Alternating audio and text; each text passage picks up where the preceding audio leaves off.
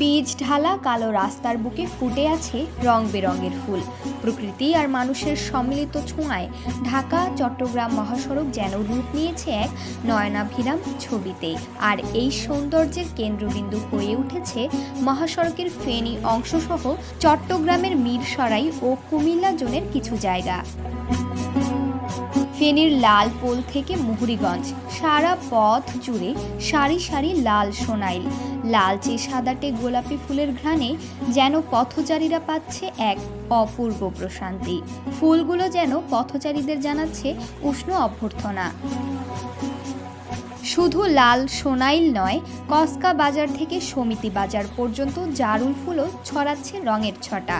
বেগুনি আর নীলাভ সেই ফুলগুলো বাতাসে দুলে ছড়িয়ে দিচ্ছে এক মায়াবী আবহ।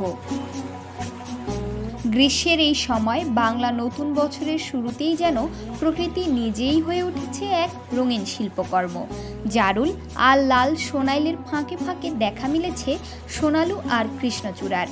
এ যেন ফুলের সৌন্দর্যের এক অপার মেলা। হলুদ আর লাল ফুলের সেই মেলা প্রতিদিন মুগ্ধ করছে পথচারীদের মন।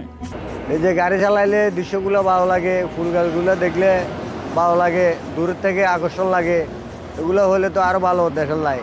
ফুল ফুটছে, দোনো সাইডে চাপাও আছে, সবগুলো ঠিক আছে। এগুলো আরো লাগালে সরকারের ভবিষ্যতে অনেক সুন্দর হবে। গাছগুলো দেখতে অনেক সুন্দর, সবাই এখানে বাতাসও লাগে, ভালো লাগে। স্থানীয়রা বলছেন, মহাসড়কের ফেনী সীমানা জুড়ে বিস্তৃত এই ফুলের রাজ্য এখন আর কেবল রাস্তা নয়, এ যেন প্রকৃতি আর সৌন্দর্যের এক বিরল মিলন মেলা। মহাসড়কের ফুলগুলো অনেক সুন্দর, এর রাস্তা দিয়ে যাওয়ার সময় অনেক সুন্দর লাগে। এই পথে অনেক ক্লান্তির সময় এগুলো দেখলে অনেক ভালো লাগে। ফুলের এমন মোহময় উপস্থিতিতে ফেনী হয়ে উঠেছে গ্রীষ্মের শ্রেষ্ঠ রঙিন গন্তব্য। প্রতিদিন এ পথ ধরে যাত্রীরা উপভোগ করছেন এক প্রাকৃতিক সৌন্দর্যের অভিজ্ঞান।